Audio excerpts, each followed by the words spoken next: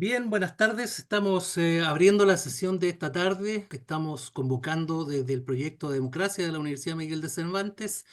Esta interesante conferencia, esta conversación que vamos a tener con Carlos Beley Tagle y con Lorena Recabarren sobre derechos humanos y democracia.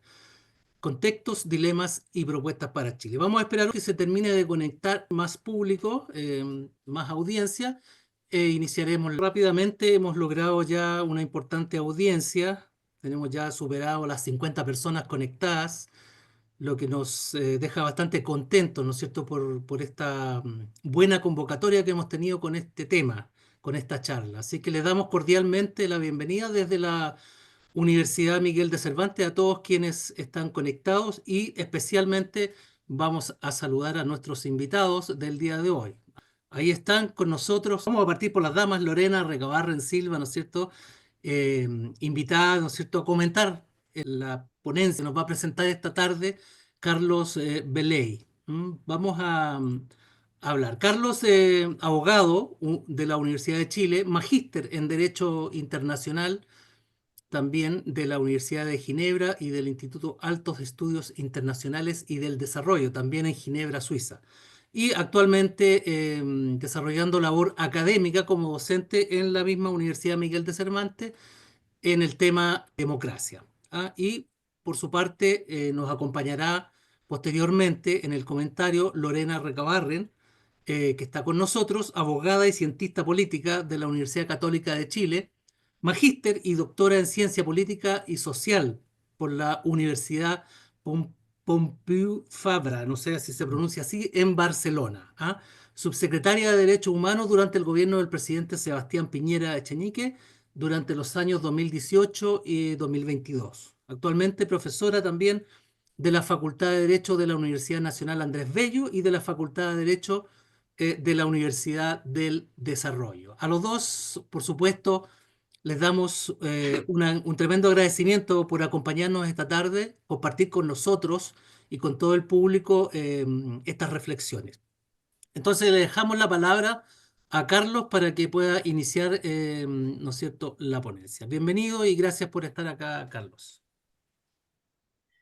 Muchas gracias, Alberto, por la presentación y gracias a todos los que nos están escuchando, también a Lorena por la amabilidad, la gentileza de participar de esta sesión, de esta conversación, más que conferencia, diría yo, porque creo que uno de los objetivos es poder intercambiar algunas ideas para poder, de alguna forma, adentrarnos en este tema que es la vinculación, básicamente, entre derechos humanos y democracia, una cuestión que es bien pretenciosa para agotar en un foro como este, pero donde esperamos abordar algunos aspectos que sean de relevancia y de utilidad también para todos quienes pueden escuchar esta charla.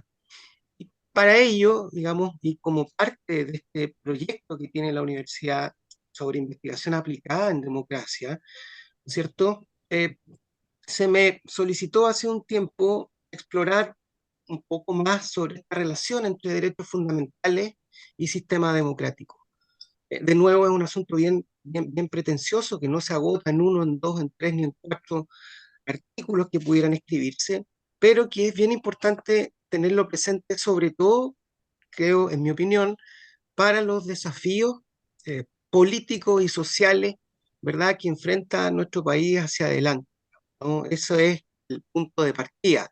De alguna forma, desentrañar cuáles son esos desafíos. Probablemente uno no agote todos, eh, como digo, pero sí centrarse en algunos que pueden ser identificados como los más importantes en este ámbito. ¿Para qué? Para poder construir algún tipo de propuesta, ¿no es cierto?, que permita de alguna manera avanzar en la generación de lo que se denomina, ¿no es cierto?, una cultura respetuosa de los derechos humanos, que parece ser en este ámbito el objetivo final. Para poder llegar a ese punto de análisis, creo que es interesante de la situación actual, digo, ¿no?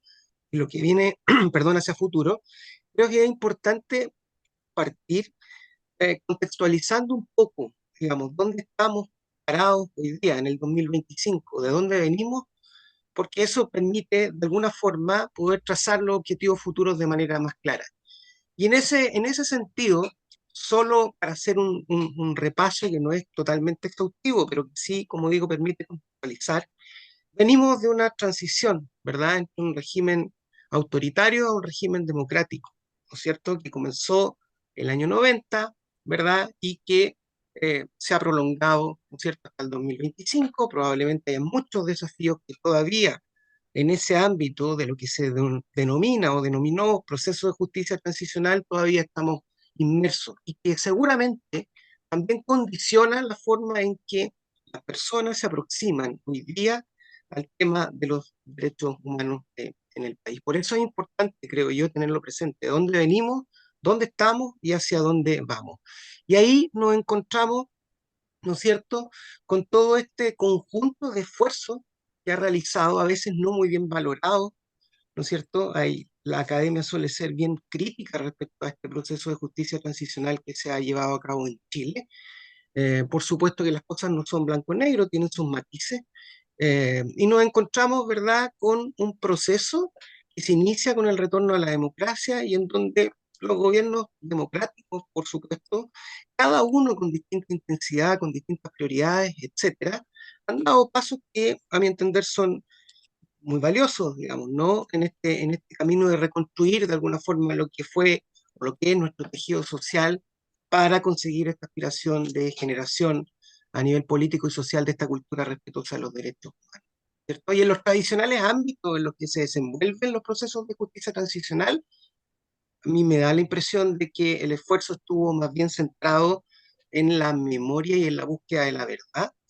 Eh, Se crearon, ustedes lo sabrán o lo habrán escuchado, ¿no es cierto?, varias comisiones de verdad, la más importante, la más relevante, por supuesto, la Comisión RETIC sobre Verdad y Reconciliación, ¿no es cierto?, que de alguna manera buscaban conocer lo que había ocurrido, sacar las lecciones, los aprendizajes, también trazar una mirada futura. Esa es la última parte que muchas veces no es muy comentado del informe RETIC, las propuestas que se hicieron para generar, como digo, esta cultura respetuosa de los derechos humanos en el país, recomponer de alguna forma ese tejido social.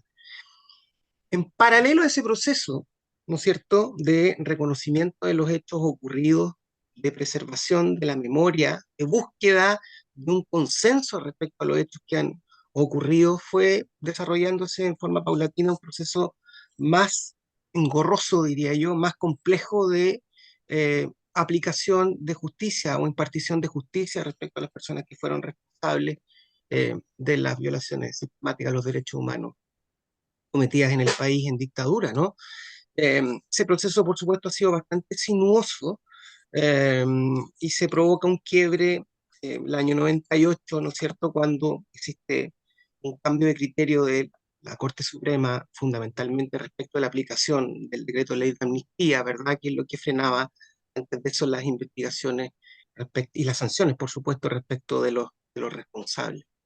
Em, Ese proceso de justicia que todavía, por supuesto, mantiene muchísimas causas abiertas, con ministros con dedicación exclusiva, etcétera, etcétera, fue atravesado también durante todo este tiempo por algunas manifestaciones simbólicas de las autoridades políticas, y no solo políticas, también provenientes del mundo militar, que yo creo que es necesario relevar de alguna forma, porque han tenido mucha relevancia respecto a el contenido de los mensajes y los aprendizajes y las lecciones que hay que sacar hacia adelante. Estoy pensando, por ejemplo, en el perdón institucional del expresidente Elwin en el año 91, cuando se da a conocer el informe RETIC, lo que hizo el expresidente Lagos, ¿verdad?, al entregar el informe Valech, lo que hizo el mismo presidente Boric a propósito de los 50 años, de la conmemoración de los 50 años del golpe de Estado, lo que han hecho los comandantes en jefe del ejército, de la Armada, en fin, de la Fuerza Aérea, y también lo que hizo, por cierto,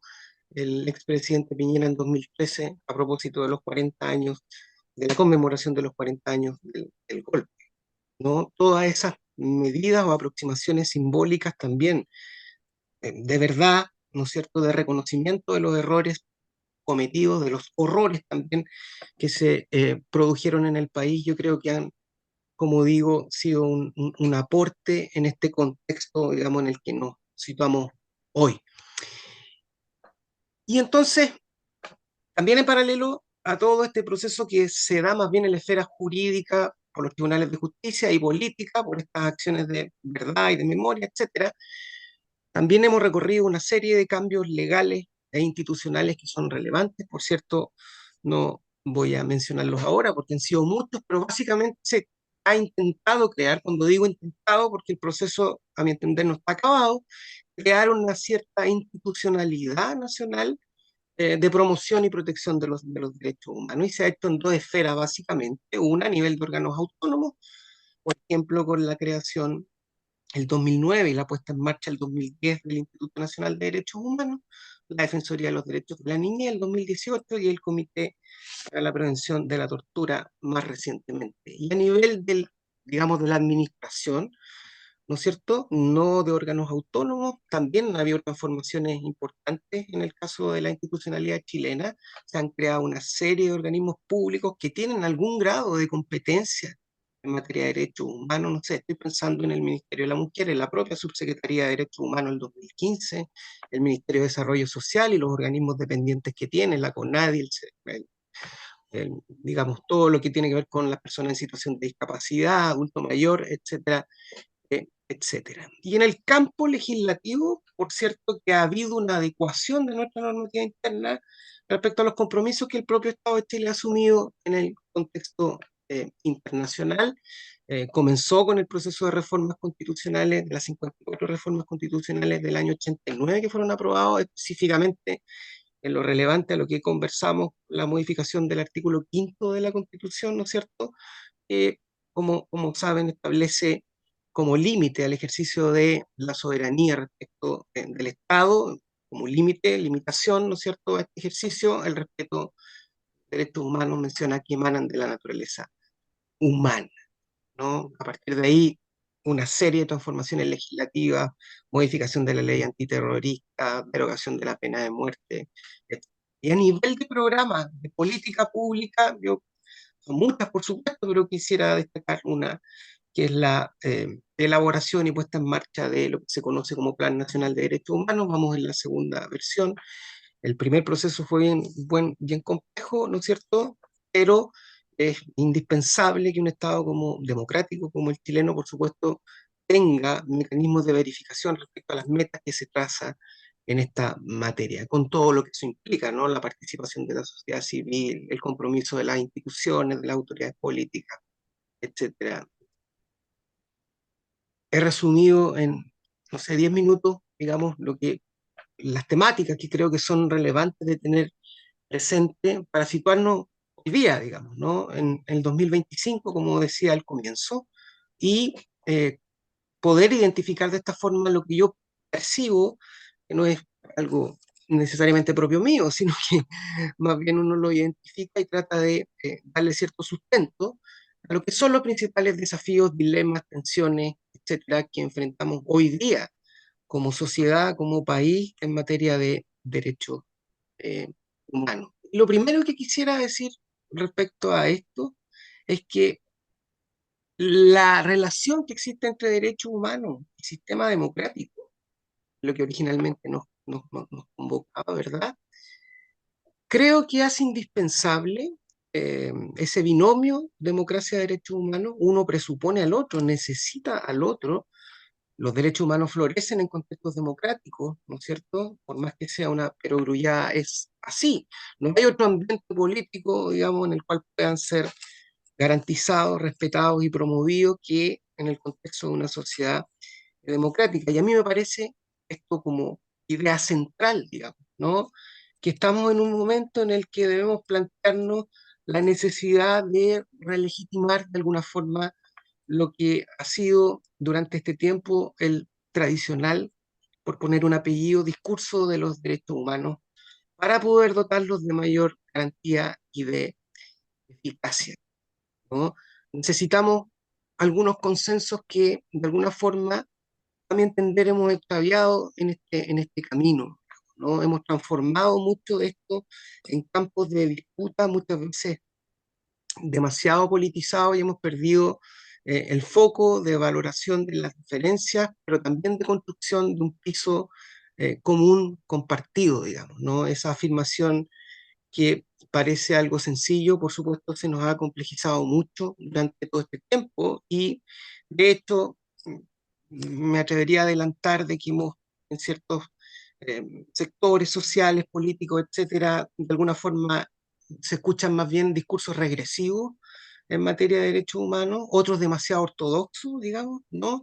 Y también algunas afirmaciones que terminan banalizando el contenido de los derechos humanos. Y esas son situaciones riesgosas que yo creo que estamos a tiempo, pero debemos de alguna manera contener para poder generar esta cultura respetuosa de los humanos, como decía, ¿no?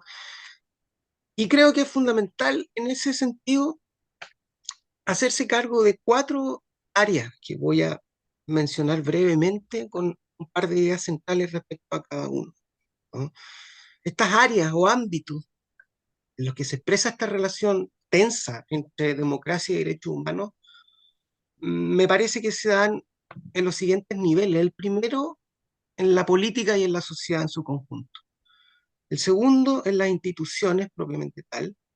El tercero, en el discurso público, que tiene que ver, por cierto, con los derechos fundamentales. Y cuarto, en la esfera de la protección judicial de este conjunto de derechos. Como decía, me voy a referir brevemente a cada uno de estos ámbitos, destacando un par de ideas centrales por cada uno. Política y sociedad, decía, ¿no? Como un primer ámbito a identificar tensiones. Y uno entiende que los derechos fundamentales son un conjunto de valores, de principios, ¿verdad? Que están de alguna manera sustraídos de la voluntad de las mayorías, ¿no es cierto?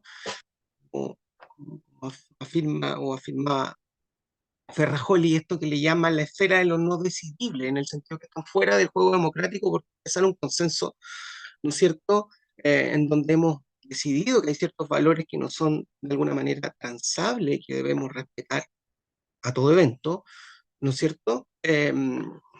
Si consideramos ese marco, ¿no es cierto? A mí me parece que a nivel de política y de sociedad, como digo, necesitamos lo que se podría denominar como una ampliación de la mirada, ¿no? Mirar un poco más allá de la contingencia propiamente tal. Por qué lo menciono? ¿No? Porque creo que es muy importante hacerse cargo de la realidad que enfrentan hoy día los derechos humanos en Chile. Y eso pasa necesariamente por, de nuevo, hacerse cargo de esta idea más o menos instalada de que el contenido de los derechos humanos, etcétera, o la idea de derechos humanos, se percibe por vastos sectores de la sociedad chilena como un discurso que estuviese apropiado políticamente por solo algunas personas. ¿Ya? Eso contradice, a mi entender, más allá de las discusiones sobre su alcance, la noción de universalidad de los mismos, ¿no? Si entendemos que hay un conjunto de valores que nos pertenece a todos, lo que no significa que sean completamente compartidos por todos. Uno puede tener discrepancias, por supuesto, respecto a algunos, el contenido de algunos de estos derechos, pero sí tenemos algo claro, que nos pertenecen a todos ese conjunto de valores, ¿ya? Pues es necesario entonces que en la práctica, a mi entender, la sociedad los perciba justamente como un derecho propio, y no solamente de algunos, digamos, o de algunas. Esta instrumentalización de alguna forma política que se ha hecho del discurso de los derechos humanos, a mí me parece que ha contribuido a la larga, si uno lo ve en retrospectiva y lo proyecta hacia el futuro, a un proceso bien complicado que sería una especie de deslegitimación del discurso de los derechos humanos, que nos debiese convocar a todos. Y esto resulta en una especie de paradoja, ¿no? Que es que mientras el país ha logrado avanzar en una serie de indicadores, mejora de la calidad de vida de las personas, eso es absolutamente innegable, y también en la consagración de más derechos para las personas. Por otro lado, han ido proliferando de alguna forma algunos discursos que uno podría denominar como contrahegemónicos, digamos, ¿no? Donde hay directamente cuestionamientos a algunas cosas que entendíamos como consenso. ¿no? Y eso, por ejemplo, el valor de la vida, en algunos casos, ¿no? Qué sé yo, no ocurre con otros como la integridad física o psíquica, habrá más consenso en aquello, ¿no? Pero de alguna, o la universalidad de algunos derechos como, no sé, la educación, ¿no es cierto? O la salud, o cómo se ejercen en la práctica, qué nivel de garantía establece el Estado respecto a estos derechos, eh, etcétera, digamos, ¿no? Todas son cuestiones que, si bien no son propias de Chile, las discusiones, creo que se han dado con particular, digamos, politización en el caso nuestro, sobre todo en el último tiempo. Y eso, a mi entender, por cierto, que conspira contra esta idea de universalidad, en el sentido de apropiación del contenido por todas las personas, o la mayoría, la mayor cantidad posible, ¿no es cierto? Y ha derivado en que muchas veces el discurso público termina enfocado en hablar a ciertos nichos de la población, ¿no es cierto? Normalmente las personas que ya están convencidas, ¿no? La idea es poder sumar más adherentes a la causa, digamos, no hablar a las personas que no necesitan, digamos, en comprender la relevancia de este tipo como de temas. Y lo otro que creo que se ha producido en este ámbito en Chile es que nos hemos enfrentado a una cuestión que le han denominado en doctrina algunos autores como la satisfacción de derechos evidentes, ¿no? Que es decir, cuando una sociedad alcanza cierto nivel de desarrollo y de bienestar, como es el caso de Chile, mayor o menor, pero sin duda como es el caso de Chile, muchas personas sienten que ya no requieren de la función, llamémosle protectora, no digo protectora en el sentido eh, político estrictamente del tema, sino más bien como función de garantía que debe cumplir indudablemente el Estado respecto de estos derechos, no lo requieren, porque pueden de alguna manera satisfacer derechos básicos por sí mismos. Eso genera también una distancia, ¿no es cierto?, con este discurso de los derechos humanos, con la narrativa, sobre todo con la tradicional y, como digo, conspira o genera cierta, esta distancia de las personas y contribuye a, no sé si a la deslegitimación, pero sí a la ausencia de apropiación del contenido de los derechos. Entonces, creo que ahí hay un gran desafío que es a nivel de espacio público, de esfera pública, lograr conseguir que las personas sientan mayor afinidad, mayor identificación con esto que denominado discurso de los derechos humanos, recogiendo, por supuesto, las legítimas diferencias y poniendo en diálogo las distintas expresiones culturales, políticas, sociales, en la búsqueda de este espacio compartido, por supuesto, no cualquier interpretación es posible, eso es una perogrullada decirlo, ¿no? Pero sí requerimos de ese, como señaló, eh, consenso, ¿no? Y ahí nos encontramos necesariamente con un subdilema dentro de esto, de la política de la sociedad, como denominaba, ¿no? Que es el dilema o subdilema de la universalidad de los derechos humanos. ¿Qué entendemos por universalidad de los derechos humanos? Como contraposición a visiones relativistas, no lo digo en sentido peyorativo, sino que como expresiones eh, sociales, digamos, ¿no? Esta idea, esta contraposición entre valores universales y valores que son más bien relativos.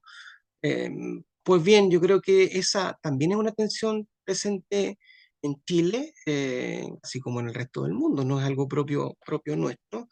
Y por eso que creo que es mejor hablar de expresiones multiculturales en ese caso, ¿no? También siguiendo lo que ha desarrollado Ferrajoli en ese caso, ¿no? Valorar los derechos entendiéndolos como que la universalidad no significa que todos estemos, como decía, de acuerdo con ciertos valores y principios, sino que más bien con que esos valores y principios que constituyen nuestra base de convivencia común nos pertenecen a todos. Y todos ese conjunto de principios y valores nos pertenecen también a todas las personas, ¿no? Pero digamos, no es posible evaluar la eficacia de derechos fundamentales en ese caso aislado del elemento del contexto, ¿no es cierto?, cultural en el cual se expresan, se materializan, ¿no es cierto?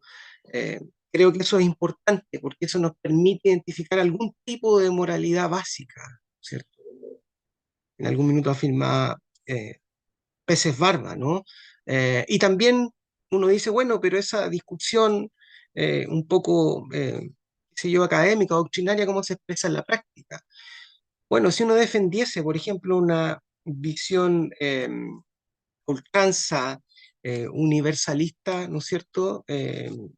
Digamos, no podría pasar el test, por ejemplo, en las políticas públicas que son focalizadas, ¿no es cierto?, en algunos ámbitos que tienen que ver con derechos humanos. No sé, las políticas de vivienda o de salud que emprende el Estado, ¿no es cierto?, que buscan muchas veces corregir, ¿no es cierto?, inequidades que existen obviamente en la sociedad, esta discusión, o la misma educación, ¿no es cierto?, el acceso universal que se hablaba en Chile, o que se habla en Chile muchas veces, ¿no es cierto?, versus lo que son las políticas focalizadas. A mí me da a entender, me da la impresión de que esas políticas focalizadas que buscan la realización de derechos fundamentales no son contrarias, como digo, a la noción de universalidad de los mismos, porque no creo en la noción absoluta de universalidad, sino que más bien en una visión atenuada de la misma.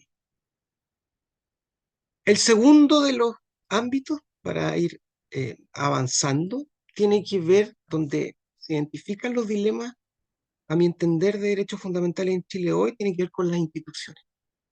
¿Ya? Y ahí nos enfrentamos hoy, yo no soy cientista político, soy abogado de profesión, ¿no es cierto? Pero qué duda cabe que nos enfrentamos hoy día a un escenario donde hay una crisis de las instituciones en nuestro país, mayor o menor, pero hay una crisis, que duda cabe como menciono, y eso ha traído consigo una dificultad para dar respuesta satisfactoria a las necesidades de la población, no necesariamente digo las demandas, sino las necesidades que enfrenta la población. Muchas de esas necesidades tienen que ver con, se refieren a la garantía y eficacia de los derechos humanos, digamos, ¿no? Instituciones que se encuentran deterioradas o que no están en un apogeo de legitimidad democrática en este caso, creo que inevitablemente redundan en una menor protección. Por supuesto, estamos hablando de una de las miradas de esta crisis de las instituciones, ¿no? En una menor, como digo, protección de los derechos humanos, y eso nos debiera importar a todos, ¿no es cierto? La debilidad institucional no es una realidad, por supuesto, solo chilena, y de hecho creo que tenemos ventajas comparativas evidentes respecto al resto de la región en este ámbito, pero creo que hay que poner foco en aquello, y especialmente en algunos fenómenos que a- parecían no estar tan presentes en el caso chileno, pero que afectan la realización de derechos, y me estoy refiriendo básicamente a la corrupción, digamos, ¿no? Socava bases elementales de nuestra convivencia, de nuestro pacto social, y lo más perjudicado al final de cuentas termina siendo eh, los derechos, ¿no? Y sobre todo los que le denominan derechos sociales. Eh, Necesitamos un marco entonces institucional fortalecido en el Chile y en el caso de cualquier sociedad democrática, pero hablando de Chile, me parece que es necesario revisar el marco institucional en el cual los derechos humanos se desenvuelven, el marco específico, el diseño institucional que se ha creado a partir del 90 a la fecha, con este conjunto de instituciones, ¿verdad? Eh, que muchas veces ha mejorado, pero de todas maneras es posible profundizar en la coordinación que existe entre ellas, eh, fortalecer ese ámbito para obtener este objetivo común de aumento en el bienestar y mejora en la protección de derechos por parte de la... Y también poner una mirada, yo creo que es necesaria en los organismos que mencionaba hace unos momentos, autónomos de derechos humanos. A mi entender se requiere una reformulación. Yo soy bien radical en mi opinión respecto a ello. Hasta hace un tiempo no pensaba de esta forma, pero por distintas situaciones me fui convenciendo de que el diseño institucional de los organismos autónomos, fundamentalmente Instituto Nacional de Derechos Humanos y en un poco menor medida de la Defensoría de la Niñez, pero sí del INDH por la importancia que tiene y que debiese tener. Me parece que requiere una reformulación bastante como profunda en su sistema de gobernanza, en las atribuciones que tiene y también en el sistema de rendición de cuentas, ¿no? Uno puede entender de alguna forma que las instituciones autónomas de derechos humanos, como esta especie de Pepe Grillo respecto a la administración, operen como organismos, entre comillas, contramayoritarios, ¿no es cierto? No son necesariamente populares. ¿Ya? Eso yo lo comparto. Pero eso tiene un límite, digamos, ¿no? No pueden vivir en permanente tensión, porque hay dos alternativas. O viven en esa permanente tensión, como ha sido o últimamente fue el caso del INDH, ¿verdad? Donde muchas veces es insostenible, o bien pasan desapercibidas absolutamente para la población, que me parece que es el caso del INDH hoy día, digamos, ¿no? Yo creo que ni es bueno la tanta tensión, ni tampoco el pasar desapercibido frente a los ojos de la población y no involucrarse en los problemas y las dificultades que en el ámbito de sus competencias, por supuesto, le harían sentido a la población ¿no? Siempre recuerdo, por ejemplo, hace un tiempo, no sé si recuerdan que hubo este paro de profesores en Atacama. Yo trabajé en Atacama, por eso lo digo, en Copiapó. Y entonces los niños y las niñas no estaban en clase, digamos, ¿no? Y la pregunta era, bueno, si es que, por supuesto, dentro de otras instituciones que deben involucrarse, no exclusivamente el INDH, pero pasaron semanas, digamos, semanas, hasta que hubo un tibio pronunciamiento por ahí, que lo vi en algún posteo, digamos, ¿no? Donde decía que los niños y las niñas era ideal que pudieran volver a clase, en fin, digamos, ¿no? Cuando llevaban semanas parados sin poder asistir al colegio.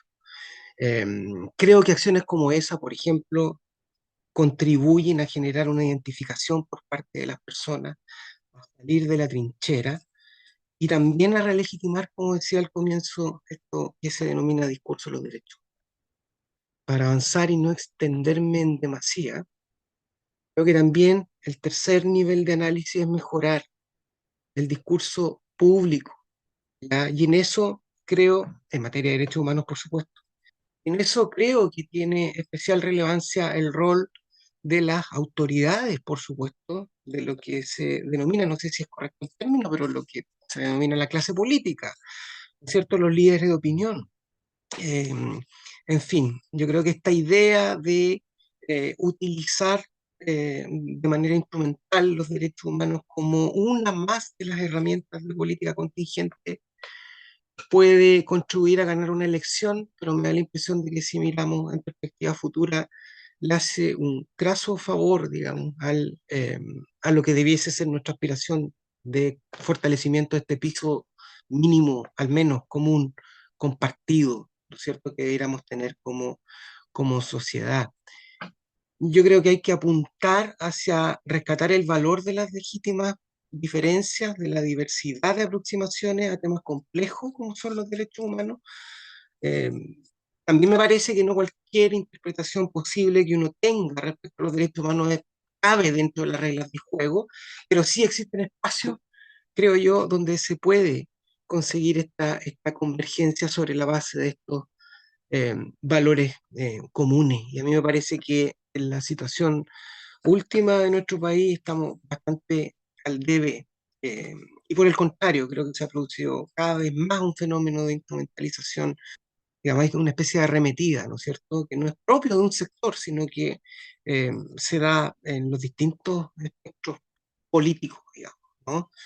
Y el último de los ámbitos donde yo creo que eh, es bueno identificar estos dilemas, estas tensiones, por supuesto de manera más acabada, tiene que ver con el rol de la justicia, de los tribunales y la determinación de las atribuciones que tienen los tribunales como, ¿verdad?, aquella institución que resuelve conflictos en una sociedad democrática, en un Estado de derecho. Creo que ese también es un ámbito bien relevante de abordar, digamos, ¿no? Porque se conecta directamente con la relación entre derechos humanos y democracia, ahí donde, y política. en sentido amplio, no en sentido política partidística. Ahí donde la política está ausente, digamos, donde la política no toma definiciones, ¿verdad? Se genera muchas veces un espacio para que sean los tribunales los que terminen resolviendo controversias o asuntos que son más bien, o que debiesen ser más bien resueltas a nivel de la política y no de la judicatura, al menos dentro del sistema eh, que tenemos en Chile desde los inicios de la República, donde son los jueces los que aplican el derecho, aplican las leyes, pero no generan normas, digamos, ¿no? Yo creo que en ese ámbito se ha ido produciendo con el tiempo. No me voy a referir a la contingencia de finales del año pasado, comienzos de este, pero creo que ha habido un involucramiento de los tribunales de justicia, ¿no es cierto?, en la definición de algunas como políticas públicas que tienen impacto en derechos humanos, esto que le llaman judicialización de la política en este aspecto, ¿no es cierto?, que no es conveniente, que no es conveniente que se produzca. Estoy viéndolo o más bien planteándolo con independencia de cuál haya sido el razonamiento de alguna decisión, que yo puedo compartir, digamos, el objetivo final, pero creo que no es el camino a través de la acción de los tribunales de justicia, sino que más bien debiese ser a nivel de ejercicio de la política, con mayúscula, como digo, ¿no? Y no resuelto por jueces. Porque cuando son los jueces los que comienzan a tomar las decisiones en este ámbito, sobre todo en los llamados derechos sociales, más que los derechos civiles y políticos, donde en realidad los jueces ejercen más bien un rol protector, de contención de la intervención del Estado, pero en los llamados derechos sociales, ¿no es cierto?, que involucran de alguna manera una prestación del Estado respecto de las personas, el riesgo de involucramiento de los jueces, insisto, más allá del resultado de ese involucramiento, que uno podría incluso compartir, son básicamente cinco, a mi entender, digamos, ¿no? Primero, que genera una desigual distribución de cargas entre las personas, solo satisfacen sus derechos por el efecto relativo de la sentencia, entre otras cosas. Ha tenido algunos matices últimamente, pero básicamente un principio en nuestro ordenamiento jurídico, solo satisfacen sus pretensiones las personas que pueden litigar, digamos, ¿no? Y eso es un problema grande. O sea, se ha profundizado en el acceso a la justicia, el Ministerio de Justicia, desde que yo trabajaba ahí hace 15 años, eh, eh, tenía muchos programas de acceso a la justicia, etcétera, pero finalmente son algunas personas las que litigan, no son todas las personas las que litigan. Entonces no podemos dejarlo entregado a eso, ¿no? Y lo segundo, que creo que es más riesgoso todavía, es que hay una pérdida de control presupuestario de los recursos del Estado, ¿no? Porque las decisiones de los jueces están fuera del control democrático, ¿no? Y entonces cuando uno dispone de recursos públicos a nivel de sentencia, más allá de los fines, insisto en ese punto, ¿ya? eh, Creo que no es conveniente. Se ha dado, por ejemplo, en el financiamiento de las enfermedades de alto costo, hay claramente una deficiencia, se ha avanzado con algunas leyes que se han aprobado para cubrir las llamadas enfermedades de alto costo, ¿no es cierto? Pero fueron los tribunales los que tiraron ese carro. Uno podría compartir ese fin, qué duda cabe, ¿no es cierto? Que el Estado pueda financiar incluso medicamentos de alto costo para algunas personas, ¿ya? Pero en ese ámbito, por ejemplo, en materia medioambiental es otro, donde uno lo puede percibir, que duda cabe que es la política la que no ha tomado ciertas definiciones. ¿Vamos a financiar los medicamentos de alto costo? Digamos, ¿es un valor para nosotros ese o no es un valor para nosotros ese? Esa definición es más bien política que jurídica, digamos, ¿no? Eh, y luego hay otro riesgo involucrado, que es que los jueces pueden anteponer, digamos, sus propias convicciones y creencias más allá de lo que dice o lo que el derecho que están llamados a aplicar. Eso es lo que se conoce como activismo judicial, que es distinto a la judicialización de la política, ¿no? Pero que también es un fenómeno que podría ser riesgoso. Hay algunos artículos sobre eso, algunos profesores que han explorado vastamente ese tema en el caso de Chile, ¿no? Y también, como digo, es un riesgo. Y el último de los, perdón, el penúltimo de los problemas, creo yo, es que dependeríamos en ese caso de la composición del tribunal de turno, y eso para definiciones tan gruesas como esta sobre derechos fundamentales me parece que no es conveniente. Si llegó o no llegó un ministro a votar, qué sé yo, de la Corte Suprema o un reemplazo o estaba de vacaciones, etcétera, es el tipo de decisión tan relevante que adopta. Y yo creo que eso es también, digamos, no requiere más explicación para identificar lo inconveniente que es. El último de los riesgos, creo yo, es que hay un momento en el que tarde o temprano la política va a reaccionar, ¿ya? Y puede reaccionar de una mala forma, como ha ocurrido en otros países. Por de pronto en Argentina hace un tiempo, ¿no? Que uno dice, mire, los jueces están decidiendo administración de recursos del Estado, están decidiendo sobre políticas públicas, digamos, y entonces en vez de contener aquello, adoptando esas definiciones que llenan los jueces con sus fallos, digamos, esos vacíos, lo que han hecho ha sido tomar el control directamente de los tribunales de justicia, para que esos jueces no obliguen al Estado a desarrollar determinadas políticas. Y eso ya eh, es un problema de otro calibre, porque cuando se politiza en ese sentido la justicia, digamos, lo que se merma es la eficacia del Estado de Derecho, digamos, ¿no? Y nosotros obviamente no estamos, creo yo, en ese punto, ¿no? Pero hay que tenerlo siempre como un riesgo eh, presente.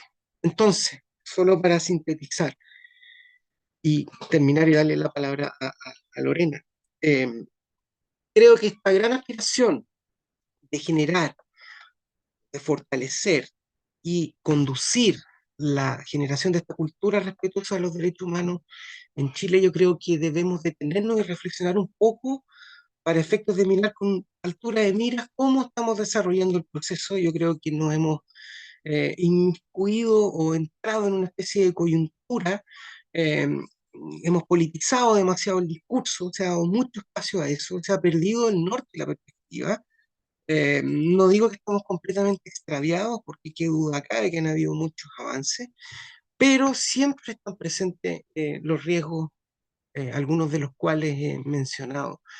Y lo que creo que es interesante es hacernos cargo de esos riesgos, de esos dilemas, de esas tensiones, porque lo conecto con el principio. A mí me parece que si estos humanos no son, su contenido no tiene la suficiente legitimidad en las personas, digamos, ¿no? En la mayoría de las personas, en la mayor cantidad de ciudadanos que pueda ser posible, vamos a vivir en una especie de trinchera en permanente tensión, y tengo la impresión de que de esa forma no se construye esta cultura respetuosa de los mismos, digamos, ¿no? Se toleran las diferencias, pueden existir debates, por supuesto, pero necesitamos de alguna manera, como señalaba, encontrar este piso mínimo compartido. Ya creo que hace un tiempo probablemente pensábamos que ya lo teníamos identificado más o menos, y que algunos de estas cuestiones, de estos asuntos problemáticos solo eran planteados por algunas personas. Pero hoy día la verdad es que la situación no es así, digamos, hay muchas encuestas que cuando las personas les preguntan, miren, a propósito de la sensación de inseguridad, ¿usted está dispuesto a sacrificar libertades por mejor seguridad?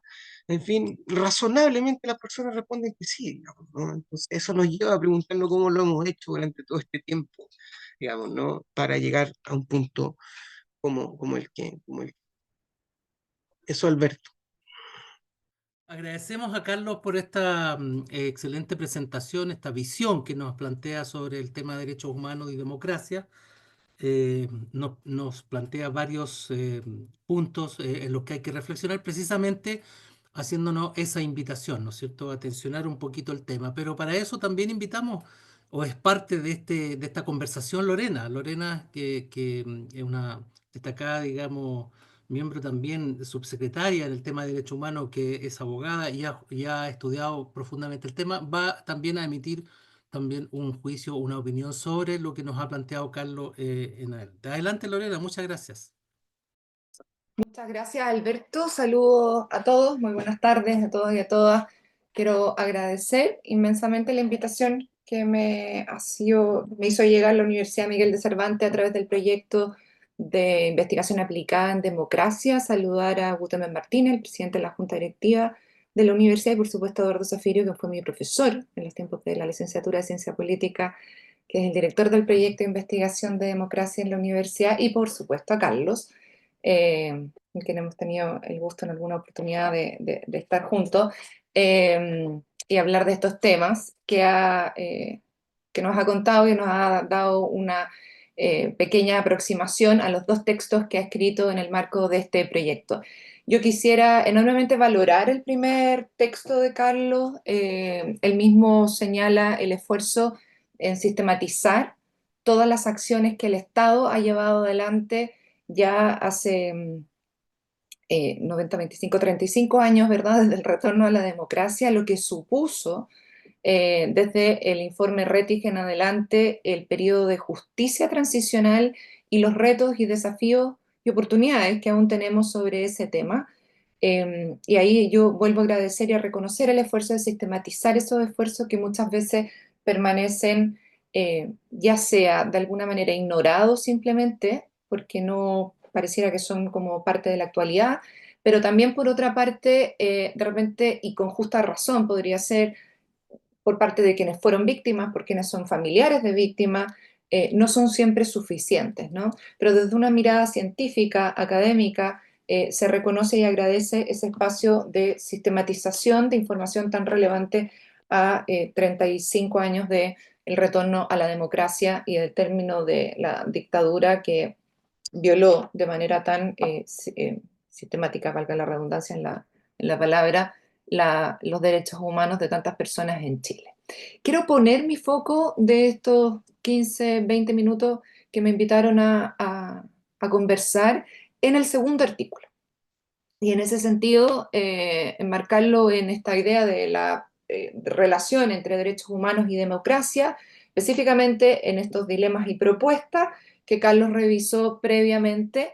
En primer lugar, creo que me parece que es un texto muy interesante desde el punto de vista de su organización conceptual, la forma en que se aproxima la estructura sobre la que se ordenan estos dilemas y propuestas que nos mencionaba Carlos, y que a mi gusto es especialmente interesante porque es un texto provocador. Es un texto que deja los eufemismos.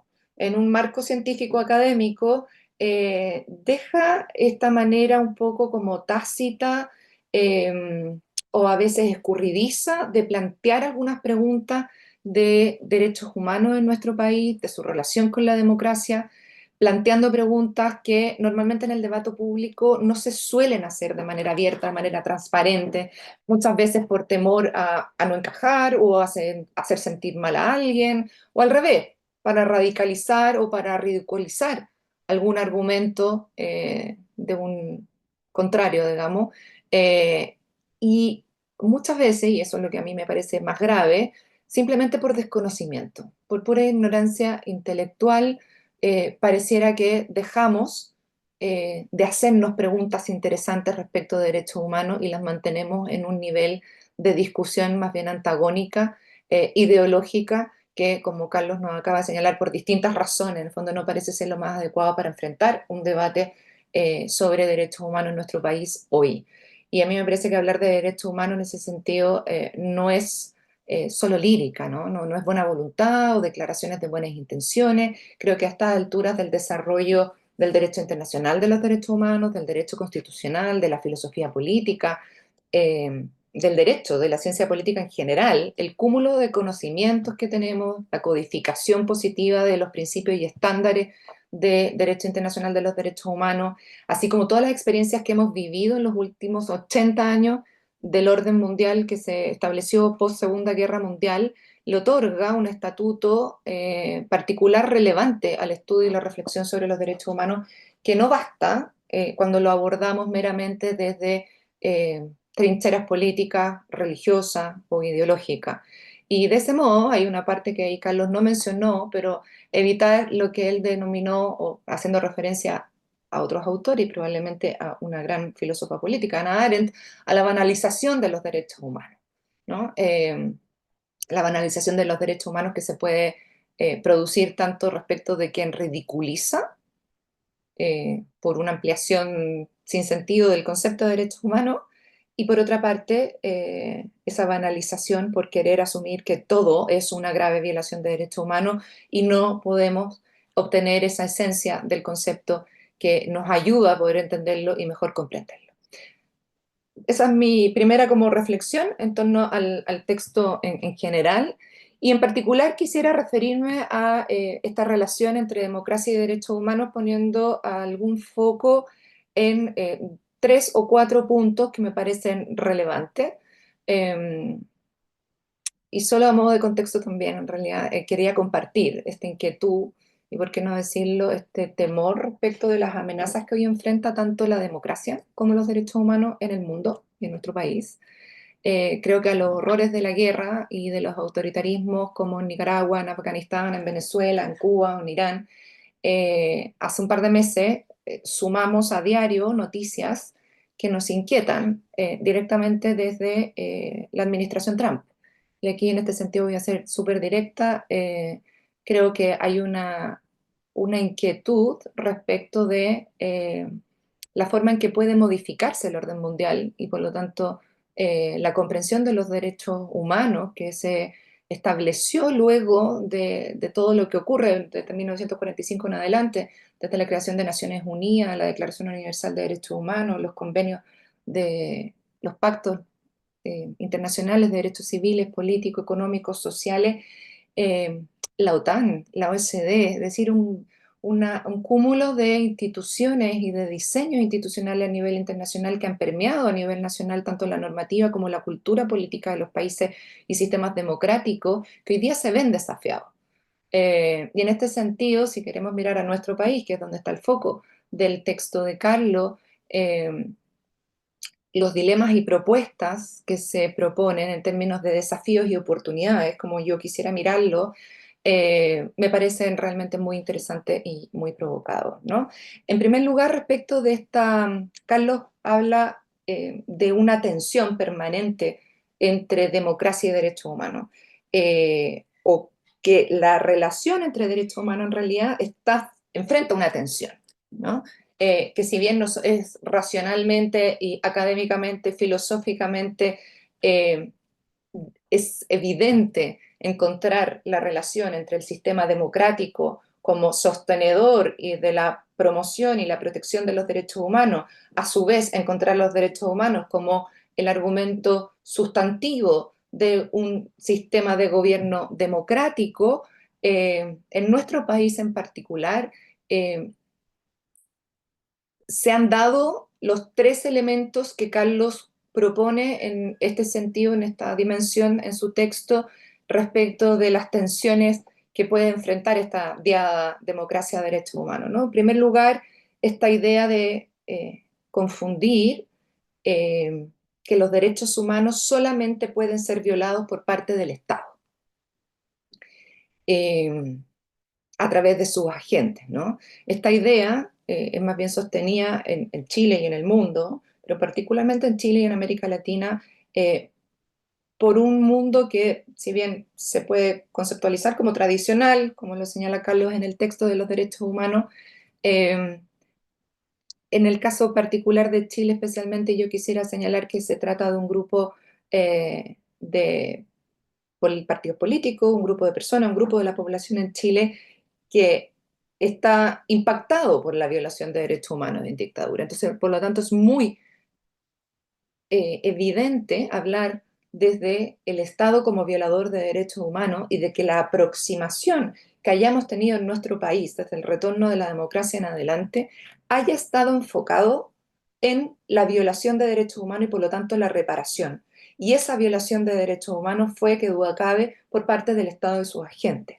De este modo, es una confusión que en el caso de Chile no es que quiera justificar, pero sí entendemos y nos podemos explicar por qué ocurre, y es parte de los desafíos y oportunidades que tenemos todos, desde la clase política, desde las organizaciones sociales, desde las empresas, desde el gobierno y la academia, para desafiar esta idea, ¿no? Como sostenía de este discurso más bien hegemónico, donde se constata esta confusión. Una cosa es que el Estado puede ser el único responsable internacionalmente de una violación de derechos humanos, pero otra cosa es que, digamos que no, un carabinero no tenga derechos humanos o que un particular no puede violar los derechos humanos de otro particular.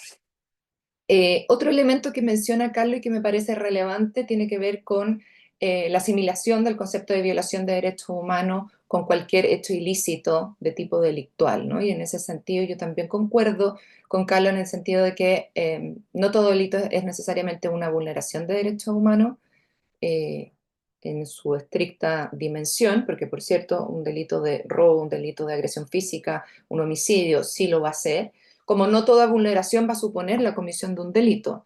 Y aquí en particular uno podría pensar en vulneraciones a los derechos humanos atendiendo la dignidad del ser humano cuando hablamos, por ejemplo, de malos tratos, ¿no? No necesariamente el maltrato, la discriminación va a constituir un delito, pero sí hay una vulneración del derecho de las personas a ser respetados en su dignidad y de ahí en adelante. Y por último, y que me parece muy interesante el punto planteado por Carlos, el tercer elemento que él menciona respecto de esta idea que tensiona la diada democracia de derechos humanos es un expansivo proceso, señala Carlos en su texto, de especificación de los derechos fundamentales, ¿no? Y que coincide con el avance de las llamadas agendas identitarias. Y que esto eventualmente sería una contradicción porque podría colisionar con la noción de universalidad de los derechos humanos, ¿no? Nosotros entendemos los derechos humanos, Carlos también se refirió a eso respecto de otra dimensión, pero se refirió a esta conceptualización de universal de los derechos humanos. Y entonces, ¿cómo entendemos esta tendencia a la particularización, a estas corrientes identitarias? Son los derechos de las mujeres, los derechos de los niños, los derechos de las personas trans, los derechos de las personas privadas de libertad, y que de alguna manera, plantea Carlos como una tensión, eh, colaboraría o impulsaría a que ciertas personas se sientan alejadas de la conceptualización de derechos humanos, de la temática de derechos humanos, porque no quepo en ninguno de estos espacios específicos de defensas específicas de derechos vinculados a ciertas identidades. Y en ese sentido, yo creo que es muy interesante lo que se plantea, y tengo dos comentarios, ¿no? Primero, creo que evidentemente la vocación de universalidad de los derechos humanos no se ve limitada ni restringida por esta concretización o materialización en identidades particulares, que como bien señala Carlos también en su texto, obedecen más bien a anhelos de reconocimiento, ¿verdad?, de ciertos grupos que normalmente han sido aislados.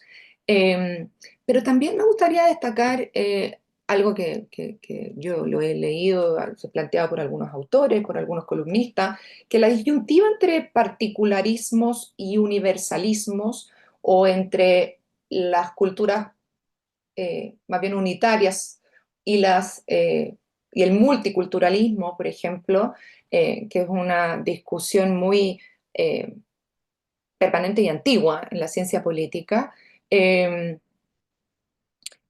creo que no son excluyentes entre sí, ¿no? Y de hecho, si uno quiere mirar este foco de esta vocación universal de los derechos humanos y quiere proponer como una solución a este desafío que implica estas particularidades que de repente alejan del resto o de una gran mayoría de personas la temática, la narrativa de los derechos humanos, es preguntarse qué hay de universal en todas estas particularidades o eh, dimensiones identitarias que se dan en la sociedad, ¿no? Y ahí uno se pregunta cómo, por ejemplo, la lucha de los derechos de las mujeres ha colaborado en incorporar valores y temáticas a la democracia que nos hacen una sociedad mejor.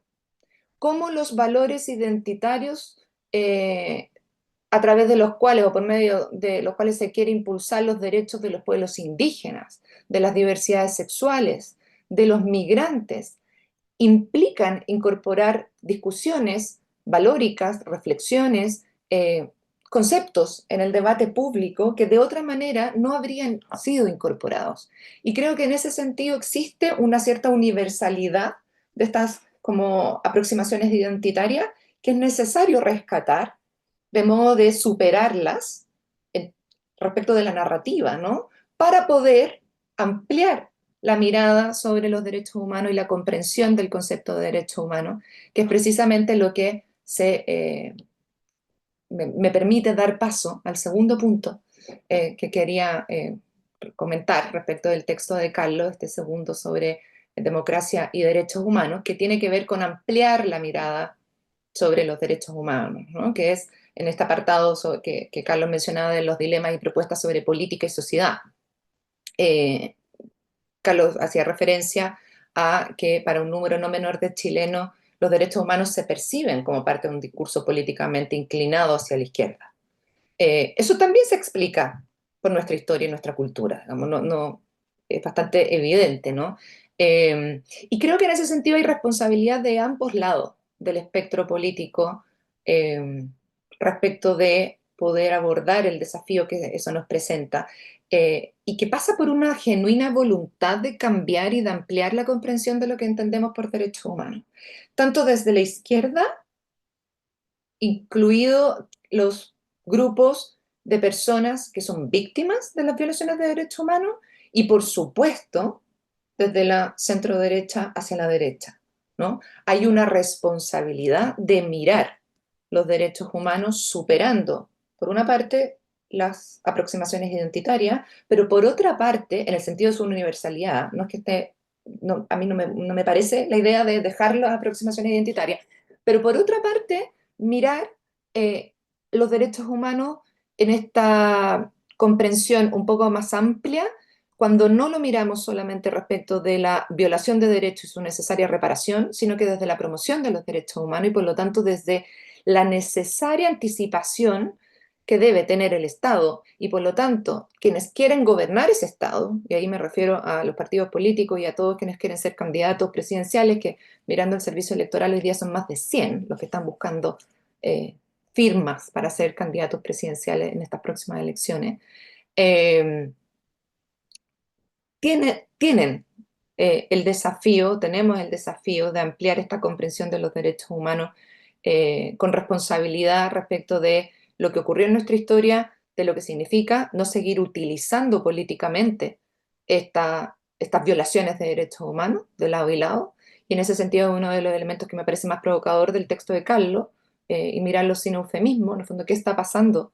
¿Qué responsabilidades hay de lado y lado respecto de ampliar esta mirada? Todo el mundo habla de ampliar la mirada a los derechos humanos, pero bueno, vamos viendo cómo nos hacemos cargo en la realidad, en el discurso político, en la narrativa de cómo esto puede ser así, ¿no? Y que después se va a enlazar con una parte final, que también quiero referirme del texto de Carlos, que él ha llamado el tema de los discursos políticos, de la narrativa, digamos, sobre los derechos humanos.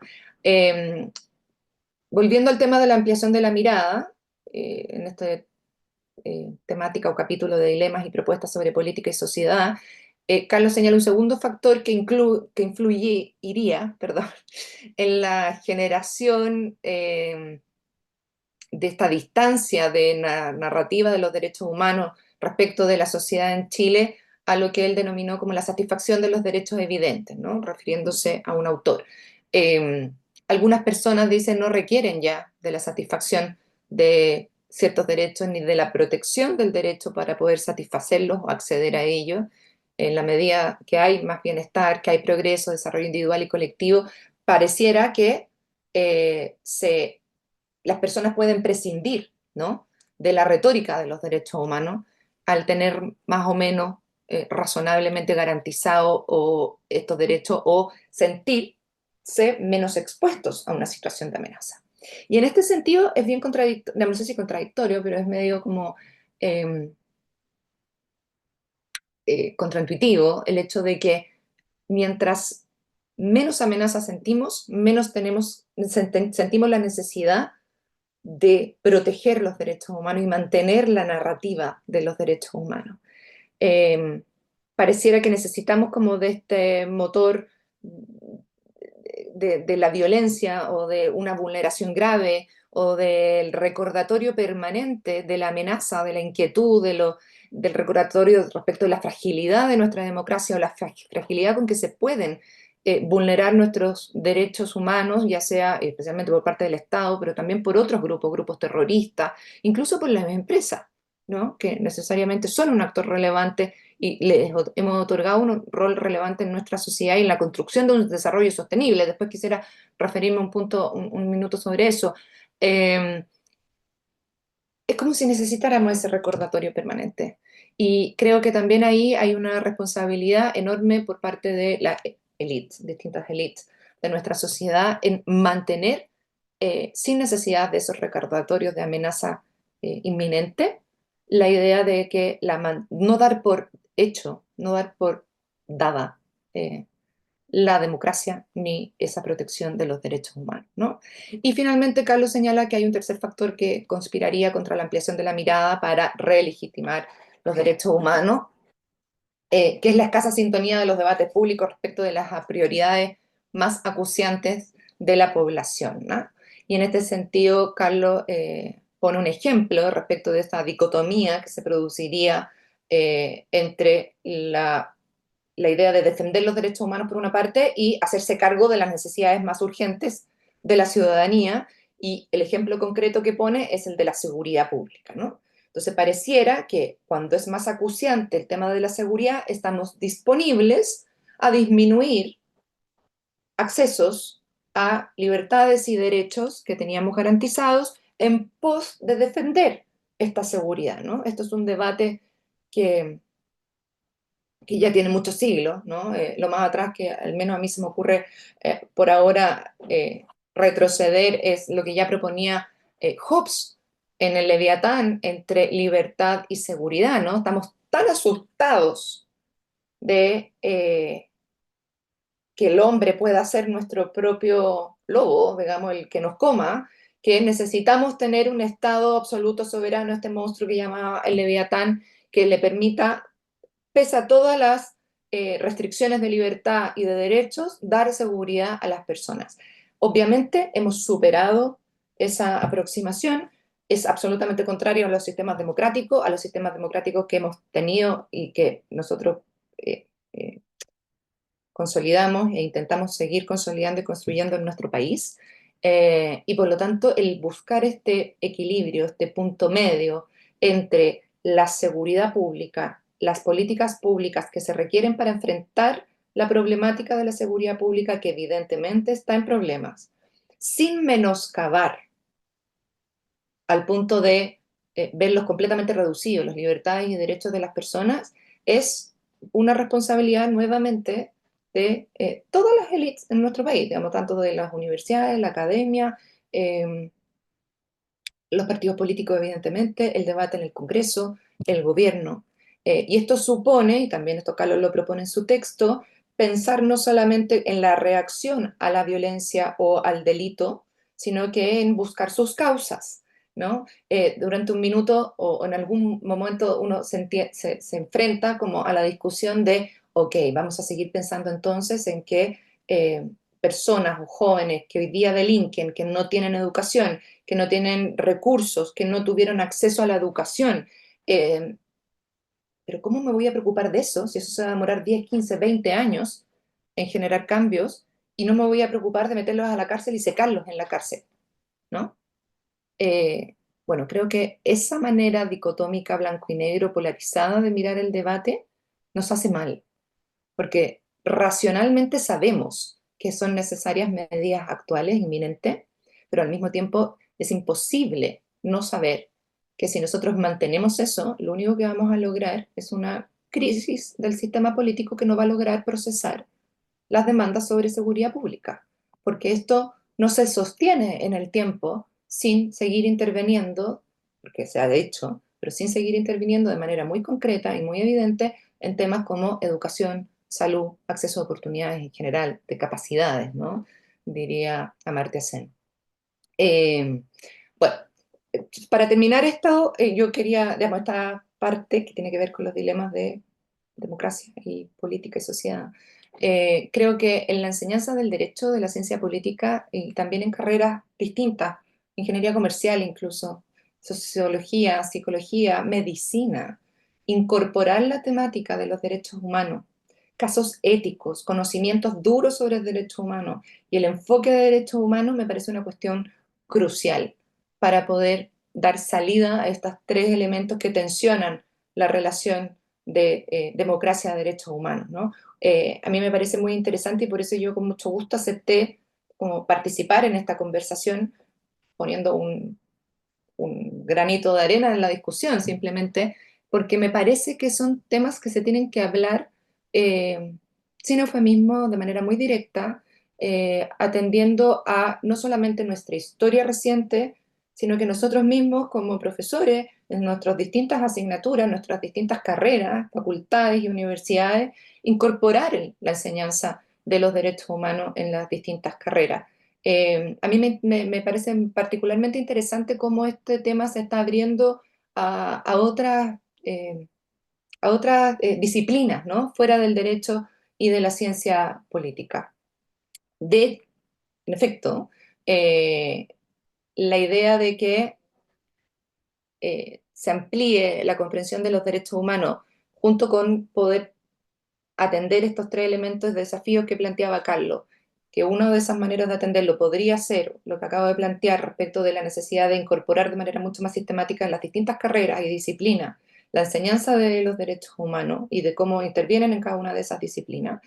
Eh, También creo que es importante reconocer que hay otros actores distintos del Estado que tienen una responsabilidad importante en el respeto de los derechos humanos y en este sentido, sin extenderme demasiado en eso, recordar la trayectoria que este año ya va a cumplir 14 años de los principios rectores de Naciones Unidas sobre empresas y derechos humanos, que pone de relieve eh, al mismo tiempo el rol fundamental que tienen las empresas en la sociedad respecto de su crecimiento, de su desarrollo, de un desarrollo sostenible, del impacto que sus operaciones pueden producir de manera positiva, pero también negativa, en los derechos de las personas y que por lo tanto tienen un rol también, si bien no de protección, como en el caso de los estados, que tienen una responsabilidad internacional, son los que se obligan internacionalmente, pero sí tienen un rol en el respeto de los derechos humanos. Porque finalmente esta aproximación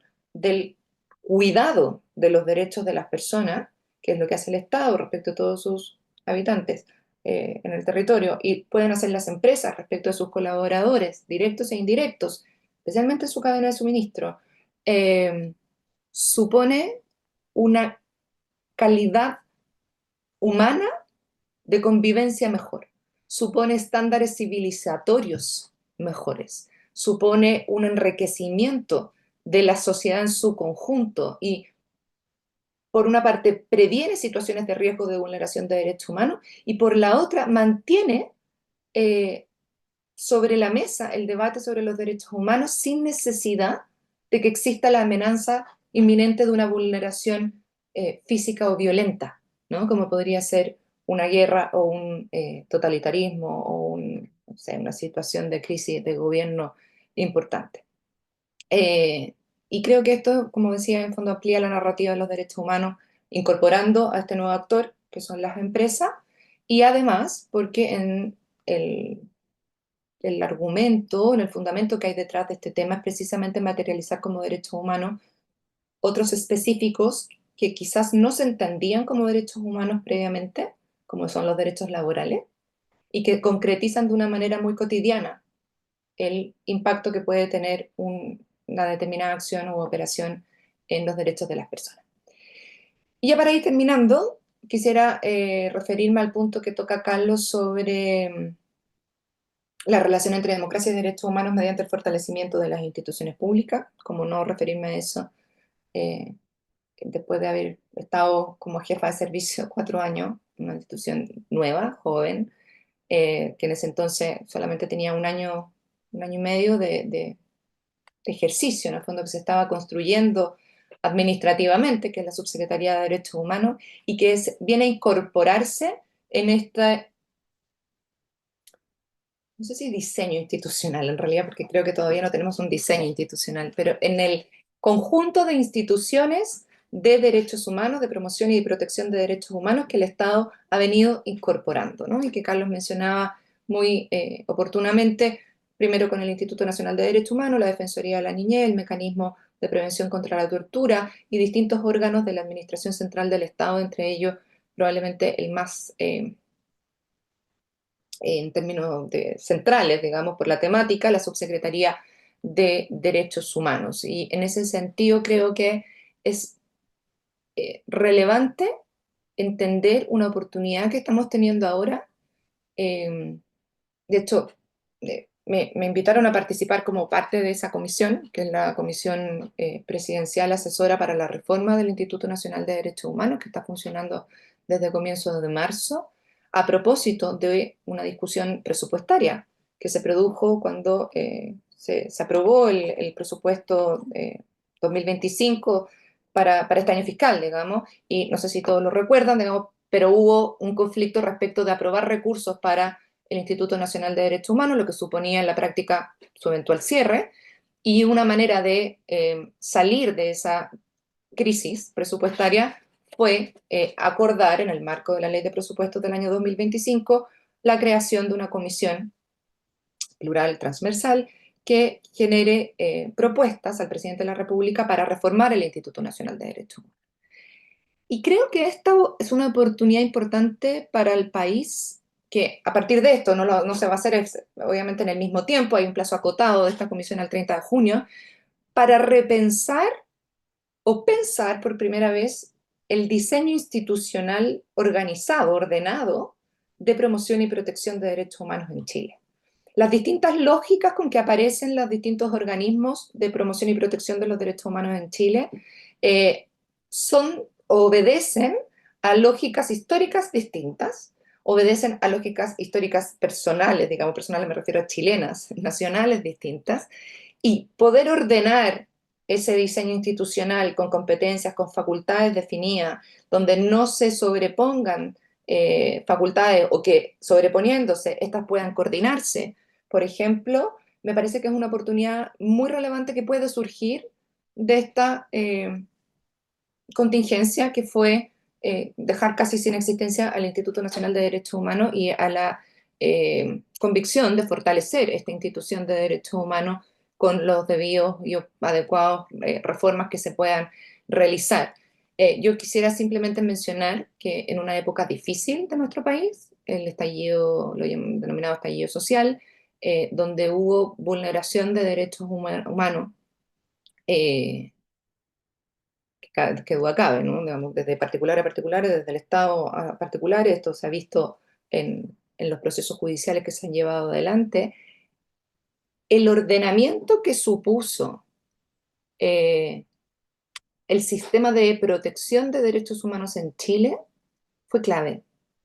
En ese momento se ordenó a través de una plataforma que Carlos también menciona en su texto de Democracia y Derechos Humanos, que es no es el Comité Interministerial de Derechos Humanos, sino que eso obedece al Plan Nacional de Derechos Humanos, sino que es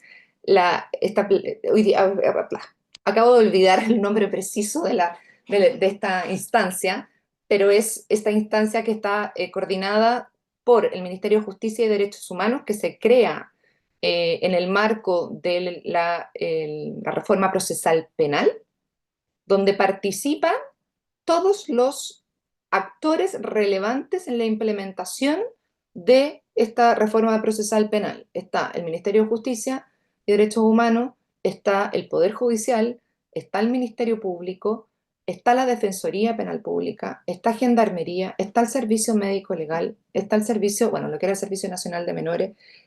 Es decir, todos los actores que de alguna u otra manera participan en el sistema de protección de derechos. Encauzar en ese momento,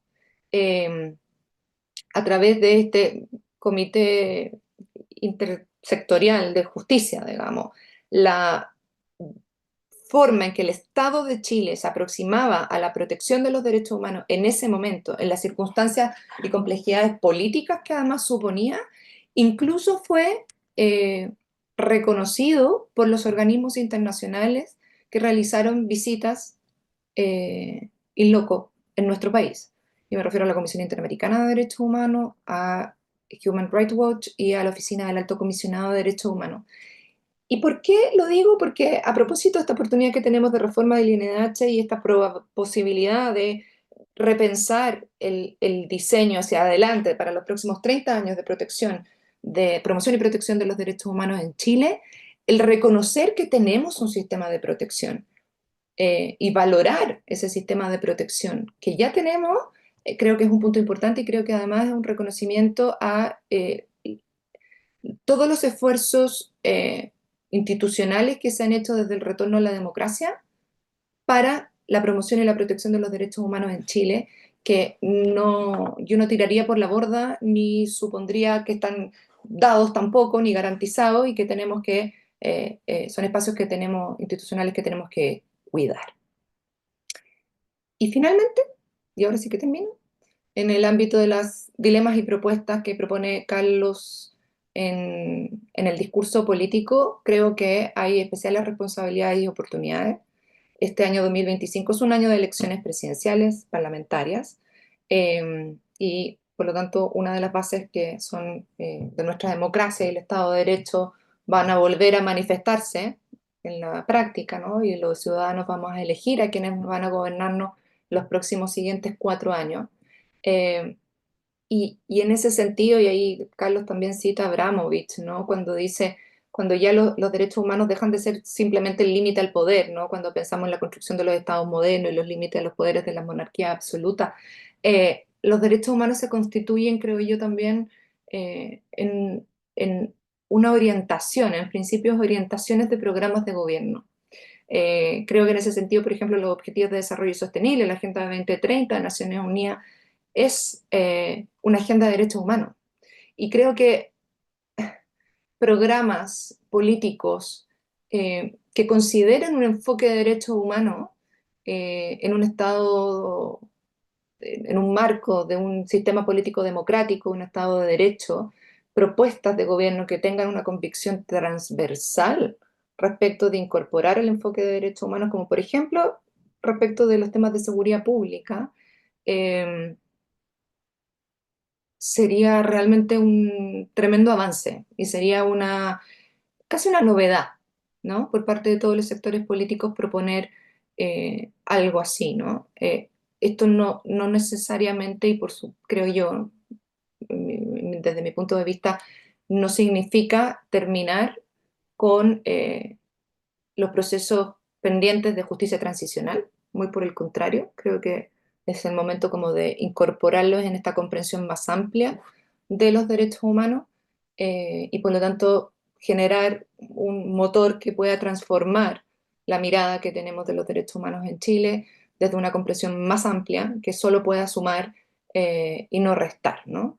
Así que con esto quería terminar, con esta reflexión. Estamos en un clima político, social polarizado, eh, estamos siendo presas de muchas situaciones de corrupción, eh, de noticias que a diario desde el Poder Judicial, desde el Ministerio Público, nos hacen reflexionar en torno a temas relacionados con la corrupción. Es necesario que podamos revitalizar la capacidad de llegar a acuerdos. A mí me parece que el llegar a acuerdos no necesariamente significa renunciar a las propias convicciones. eh, y tenemos que tener ese sentido como de profundo de avanzar en un diálogo y en acuerdos que desde nuestras propias convicciones, así sean contrarias, o al menos no excluyentes, pero sí distintas, podamos incorporar este enfoque de derechos humanos en las propuestas que se puedan realizar para los futuros programas de gobierno. Eso. Muchas gracias, Lorena. Muchas gracias por la reacción que has tenido al comentario al texto, ¿no es cierto? Y a la ponencia que realizó anteriormente Carlos cuando partimos alrededor de las 7 de la tarde. A los dos agradecidos. Tenemos, bueno, delante no lo hice, quiero pedir excusas. Ya se incorporó también a la transmisión Eduardo Zafirio, el presidente o sea, el director del proyecto Democracia de la universidad, y nos ha acompañado durante toda esta sesión también el presidente de la Junta Directiva de nuestra universidad, Gutenberg Martínez. Hemos tenido también la oportunidad de publicar en el chat el documento de Carlos. Está hay un link ahí que se puede descargar. Si no lo pueden descargar, me solicitan el permiso. Yo estoy conectado y ya varias personas se lo he enviado. Así es que eso y tenemos algunas preguntas. No sé, primero también plantearle la posibilidad a Carlos de si quieres tener alguna reacción breve sobre el comentario de Lorena, ¿no es cierto? Pero también decirte que hay algún interés en algunas preguntas, por ejemplo, más aterrizadas, ¿no es cierto? Tal vez a cuestiones más concretas, ¿no? ¿Qué opinan frente a las acusaciones cada vez más recurrentes del Lawfare, ¿no es cierto?, por parte de personas que están siendo investigadas penalmente? ¿M? Y también hay otras preguntas que dicen relación cómo podrían, si es que cada uno de ustedes puede dar una opinión brevemente frente a los temas de salud, fundamentalmente las listas de espera, ¿no es cierto?, sanitarias en relación al derecho que tienen las personas a la salud, ¿no es cierto?, a este beneficio. Y por último, hay una pregunta que tiene que ver con los niños, fundamentalmente. Más de 50.000 niños están desertando de la educación secundaria. Se mencionó la educación como uno de los derechos sociales, ¿no? También de la enseñanza media. Pareciera que enfrentar esto debería ser una importante prioridad, ¿no es cierto?, en nuestra sociedad desde el punto de vista de los derechos. Ahí hay algunas preguntas. También tengo acá, a ver, bueno, ¿qué les parece? Dice el término, usa el concepto de dictadura democrática y ¿creen ustedes que el Estado chileno realmente se ha hecho cargo de nuestra historia en derechos humanos? Una pregunta, digamos, que se ha intentado responder. Y hay felicitaciones para ambos, brillante presentación, por lo expuesto. Les dejo la palabra, no sé, Carlos, y terminamos con Lorena en un comentario final. Gracias. Voy a tratar de ser bien breve. Primero agradecer los comentarios y también las ideas que ha planteado Lorena. Cierto que enriquecen la mirada justamente, digamos, eh, las incidencias que plantea, y sin duda hay este tema, por supuesto, da para mucho, ¿no es cierto? Y podrían haber muchísimas más tensiones, dilemas, propuestas, etcétera. Pero yo le quería, como digo, agradecer, antes de terminar, el tiempo, la dedicación y también los comentarios que ha vertido. Sobre las preguntas, son cinco básicamente, las voy a tratar de aproximarme en una línea cada una, ¿no? Eh, Lawfare, digamos, yo creo que eso es un asunto un poco distinto, pero solo decir que yo sospecho de esas acusaciones normalmente lawfare, lo he visto en Perú, digamos, en Argentina, etcétera, donde, digamos, cuando hay compromisos o eventuales compromisos de responsabilidad penal, digamos, hay una especie de tendencia de moda a acusar, digamos, persecución política a través de tribunales, digamos, ¿no? Y yo diferenciaría lo que son el legítimo afán del Estado de perseguir penalmente incluso a un político, aunque sea un alto político que ha incurrido en responsabilidad penal, respecto de lo que sería, digamos, utilizar el sistema de justicia propiamente tal para, como una herramienta más de política, ¿no? Eso segundo, por supuesto que no es conveniente ni tolerable en un Estado de Derecho, pero lo primero, yo creo que sí. Mirarlas con sospecha esas acusaciones, creo yo, de lawfare, digamos, han proliferado mucho. Segundo, salud, listas de espera. Bueno, es justamente eso, y la tercera, perdón, hablaba de niños, niñas y adolescentes acercando de los colegios. Yo creo que los dos temas están súper vinculados y tiene que ver justamente con algo que decía yo al comienzo y que reforzaba Lorena cuando hablaba hace unos momentos, digamos, ¿no? Si la salud y la situación de los niños, niñas y adolescentes no le hacen sentido a las personas, la preocupación que dicen expresar, en este caso el discurso de los derechos humanos, digamos, ¿no? O la clase dirigente de los derechos humanos, por decirlo, ¿no? Respecto a estos temas, bueno, entonces, ¿en cuál deberían involucrarse hoy día? ¿No? Esa es mi preocupación, ese es mi tema de fondo. Cuando uno habla de dónde están las instituciones, más allá de los organismos del Estado, estoy pensando en las instituciones autónomas, principalmente, pero ¿dónde están? ¿Dónde está la voz, digamos, frente a esos dos temas tan críticos que se ha mencionado? Esto de la lista de espera, yo por supuesto no soy especialista en salud, pero basta leer para saber que vamos retrocediendo en vez de avanzando. Y en el caso de los niños, claro, probablemente después de la pandemia, etcétera, se provocó un fenómeno de retroceso en cuanto a la escolarización de los niños, ¿no? Y entonces hay que hacerse cargo de aquello y verlo desde el punto de vista de las políticas educativas, digamos, pero creo que también es bueno poner un componente de derechos humanos en esa conversación o en esa discusión, que es lo que mencionaba antes. Así atraemos, por decir, quitando el argumento nomás, a más personas a esta vereda, ¿no? Y en cambio, si demostramos preocupación también por los temas que le importan a las personas, o que más le importan a las personas. Esa es mi preocupación como central. Abandonar ese campo, yo creo que eso no es bueno para la causa de los derechos humanos, porque se genera más distancia. Bueno, si aquí no hay alguien que me ayude o que me proteja o que vea este problema desde el punto de vista de los derechos humanos, también, además del área respectiva de la que se trate, creo que estamos en un problema y genera frustración en cuanto a las personas. Y al final era una cosa que probablemente requiera mucho más tiempo, era algo de la dictadura versus democracia, ¿no? O sea, si estábamos realmente algo así, parece entender, en una sociedad democrática, etcétera. Y yo creo que, de nuevo simplificando, pero creo que por supuesto uno puede tener muchas críticas respecto al proceso de la transición chilena y el punto en el que estamos, ese otro, otro debate, y hay personas mucho más especialistas que uno en eso. Pero lo que yo creo que no es posible, digamos, es darse tiempo para reconocer y para observar los avances que ha tenido el país también en esta materia. No han sido solo avances materiales en el mejoramiento de las condiciones materiales de vida de la población. Yo creo que también es un asunto que son críticos y muy relevantes, se han registrado avances muy significativos.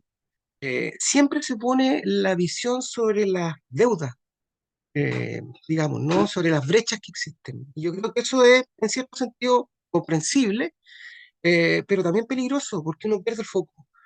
Y empieza a pensar que en realidad el camino que hemos recorrido, digamos, se asemejaría al de, no sé, algunas otras naciones que tengo la impresión que han hecho bastante menos en materia de justicia transicional de lo que ha conseguido Chile. ¿Quiere decir que estamos en el óptimo? Por supuesto que no, nadie está defendiendo aquello, digamos, ¿no? Pero también es bueno poner en perspectiva un poco las cosas. Solver. Gracias, Lorena. Sí, yo comparto bastante respecto de las preguntas, la mirada que ha dado Carlos. Creo que en ese sentido vuelvo al reconocimiento del esfuerzo que se hace en el primer texto de Carlos en relación a la sistematización, orden, eh, el proceso de recolección, ¿no? De las distintas acciones que se ha llevado adelante a cabo por el Estado. Eh, en su minuto la Subsecretaría de Derechos Humanos también hizo ese esfuerzo desde la Unidad de Programa de Derechos Humanos, de hecho, que es quien lleva adelante la continuadora, la Comisión RETIG, y que estuvo durante mucho tiempo en el Ministerio del Interior y que desde la creación de la subsecretaría forma parte de su diseño institucional. Eh, y creo que me quedo con la respuesta de Carlos en ese sentido. También respecto de la primera pregunta, ¿no? de las guerras judiciales o las batallas que deberían sostenerse en la esfera política, en sede política, debieran mantenerse en la sede donde corresponde, ¿no? Y no tratar de intentar traicionar eso a través de demandas o querellas que solamente intentan una mayor desacreditación y quizás con falta de argumentación, por lo que no, es lo que no permite precisamente mantenerlo en la sede que corresponde, como puede ser el Parlamento o el debate público. Lo que sí quisiera como volver a cerrar con la idea de la importancia de, en nuestro país, a propósito de la pregunta sobre educación, a propósito sobre la pregunta que refiere a la salud, eh, la importancia que tiene avanzar en la desideologización de los derechos humanos en nuestro país. Ampliar la comprensión de los derechos humanos llevándolo a su esencia, ¿no? Dejar de apropiarse de verdades, de dolores, romper defensas corporativas dejar de apropiarse los derechos humanos de un lado o de otro, de que los derechos humanos, de violación de derechos humanos son de un sector, pero que la defensa de los derechos de la salud son de otro, y observemos la médula de los derechos humanos, ¿no? Y esa médula de los derechos humanos significa darle capacidad a las personas, y ahí yo insisto en mi referencia a Amartya Sen, ¿no? Y a la Elizabeth Anderson, que hace una interpretación de Amartya Sen, de esta distinción entre oportunidades y capacidades. Entreguemos capacidades para poder acceder y ejercer los derechos en una manera más igual, ¿no? No solamente oportunidades. Y en ese sentido, si entendemos la salud como una posibilidad de dar acceso y la educación especialmente como una posibilidad de dar acceso, vamos a entender que por mucho que haya gente que diga que los derechos económicos, sociales y culturales medioambientales no son derechos humanos porque no se pueden garantizar, porque no se pueden exigir de la misma manera que los derechos políticos y civiles, libertades políticas y civiles, sí, por eso no por ello pierden su esencia de derechos humanos. Y que valga los principios de progresividad y no regresión que están en el fondo relacionados con el desarrollo de los derechos económicos y sociales y culturales, etcétera, y valga el reconocimiento de que en realidad estamos dejando fuera a una gran cantidad de personas que al no tener un acceso equitativo a la educación, dejan o restringen su acceso al, y el ejercicio, al acceso y al ejercicio de sus derechos humanos. Eso. Muy Muchas bien. gracias. Muchas gracias a ti, Lorena, y también a Carlos. Así que un aplauso muy grande, ¿no es cierto?, para ustedes por estas Gracias a ustedes. excelentes intervenciones. Y, y también a todos, ¿no es cierto?, a quienes con mucha paciencia también nos acompañaron. Contarles que tuvimos un muy buen rating hoy día. Partimos con 70, bueno, fue bajando, pero estamos cerca de 50, no tanto.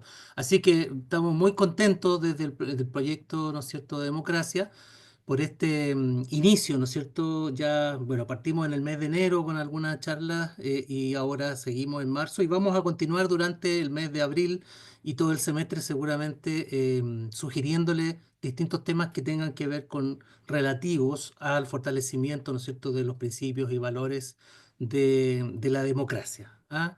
Muchas gracias a nuestros panelistas, a Gracias ti a también, ustedes. a Eduardo que nos acompañaron Muchas y a gracias. todos ustedes. ¿Mm?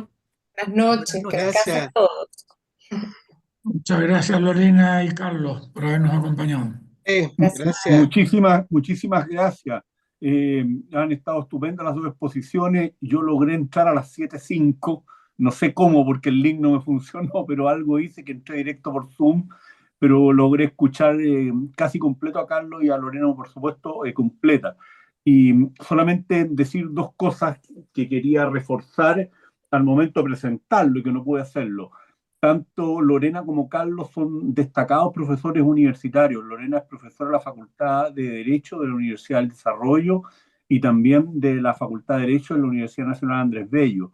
Y Carlos Beley es profesor de un curso sello, o sea, de formación general, pero obligatorio, en la Universidad Miguel de Cervantes sobre el tema democracia, justamente en la línea de que Lorena certeramente ha señalado que necesitamos formar cívicamente en los valores democráticos y en los derechos humanos. Realmente muy agradecidos de Lorena y de Carlos, y gracias a Dios, pese a mi torpeza tecnológica, no sé cómo logré conectarme, y también Alberto te agradezco a ti que una vez más has salido en mi auxilio. Gracias. Nos Bye vemos. bye. Buenas Gracias, que noches. estén muy bien.